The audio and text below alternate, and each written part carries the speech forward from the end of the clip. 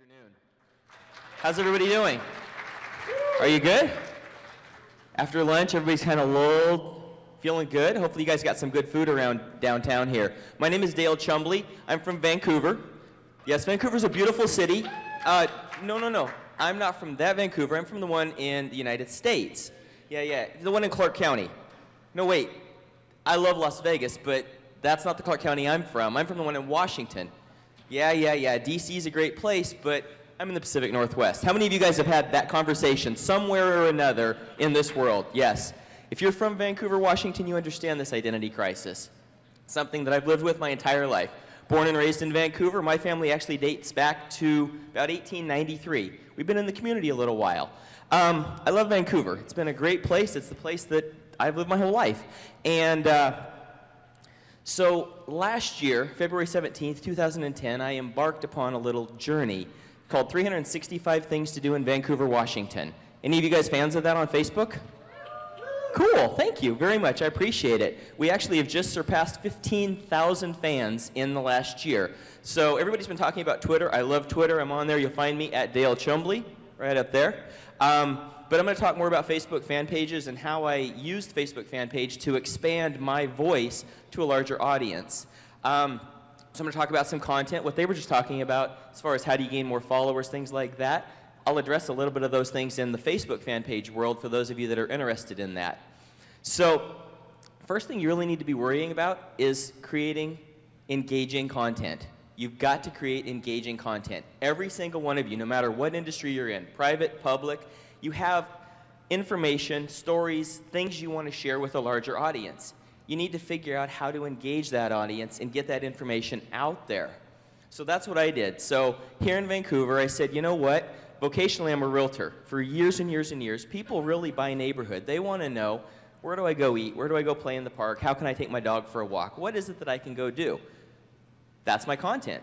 I need to now figure out how am I going to share that content with a larger audience.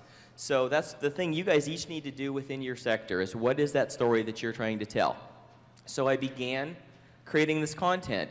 And for me, the content I created was on my blog, which is Clark County Real Estate Guide. I put the content there because this is something really important as you guys are thinking about this. Facebook owns Facebook. I wanted to make sure that I own that content. If for some reason Facebook decided to pull the plug on me and I'm investing hours and hours of time putting this content on Facebook, that content is gone. I know earlier that you guys were talking about archiving. The beautiful thing is if you're running it like for me on a blog platform, I now own that content. I can back it up every day. I have a really easy way to do that. I then share that information out through Facebook, and I do that through a link, and it links back to my website. I'm now creating that traffic flow back to the place that I want them to be, so they're not only getting that single story, but additional information beyond that. Got to make sure and kiss it. Got to keep it simple. It's the way I had to do this. I had to make sure that the content I was providing was super, super simple and easy. Vocationally, I'm not selling houses. I had to be able to focus on that and still be able to create, and in my case, a daily content. 7 days a week for 365 days, I told about the great city of Vancouver, Washington. You don't have to go to Portland. I love Portland, but you don't have to go to Portland to do cool things. Lots of great places right around here to have lunch, play in the park, lots of that kind of stuff. So I actually was able to create most of my visual content from my phone. So right here on my iPhone, I was able to take photos every day of the week, video every day of the week. My blog posts were very simple, 200 to 300 words, photos and videos. People are visual people, so those photos really, really helped engage people and draw them in. The video allowed people to see me and get to hear me in a more real and personal way, and it was a more endearing way to do that. So as I put this content on my blog, keeping it simple, and then sharing it out to Facebook in a larger way, that was creating a lot more conversation around that. So one of the important things to be doing once you're doing this is listening. You need to listen to your audience. You need to make sure that as they are sharing with you and interacting with you, that you're listening to them.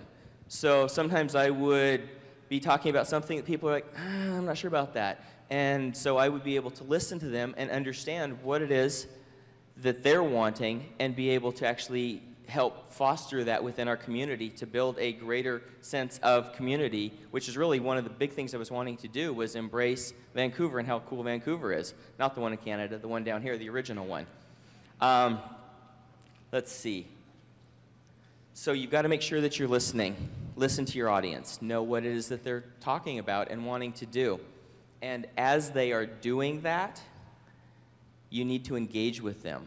You need to now reconnect with them and talk to them. If you're just simply broadcasting, that's not a good way to engage that community. By engaging back with people, the beautiful thing was they felt like I cared about them. They had a voice. They could send me messages privately. They could say, hey, what about this? What about that?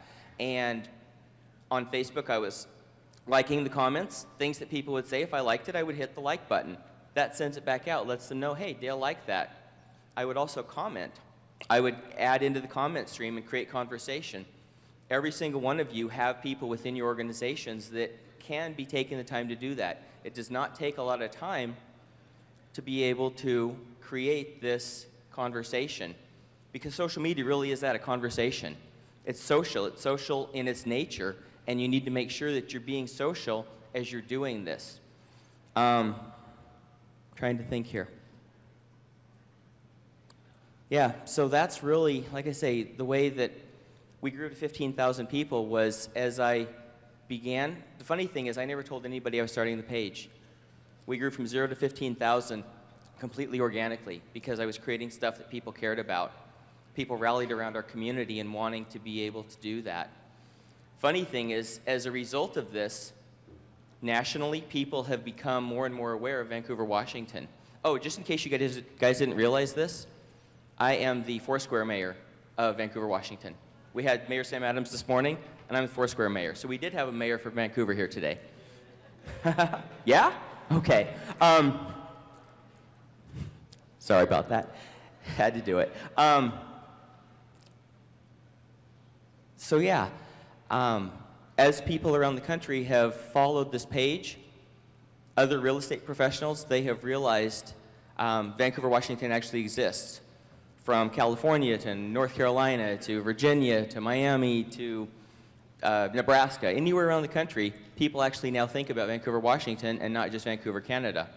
Kind of a fun story, a friend of mine, Matt Stigliano, is a real estate professional down in San Antonio, and he told me a story a couple months ago.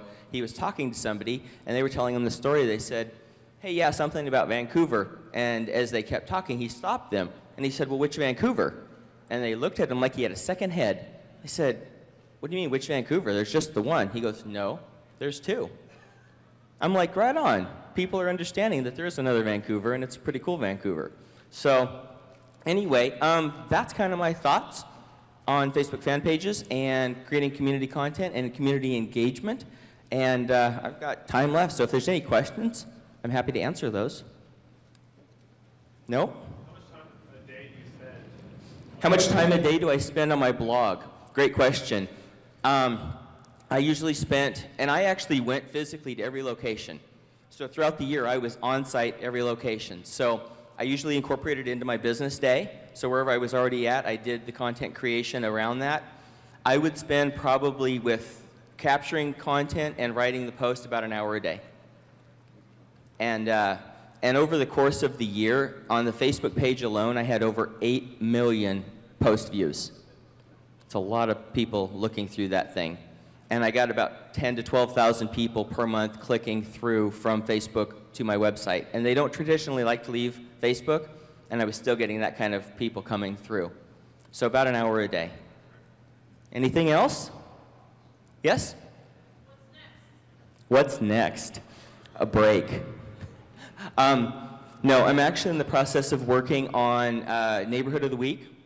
So I'll be creating more content about our neighborhoods individually, and not only talking about the things to do in the neighborhoods, but also some demographic school information, real estate information. I didn't do any real estate related content for the entire year, and I'm now incorporating that back into the project as well. And I'm also still doing some posting for 365, but not on a daily basis. I made a commitment to 365 days, and I completed that, and I left it at that. and I am still, like I say, creating some content. I still get people all the time sending me information about things coming up. Dun dun. Thank you.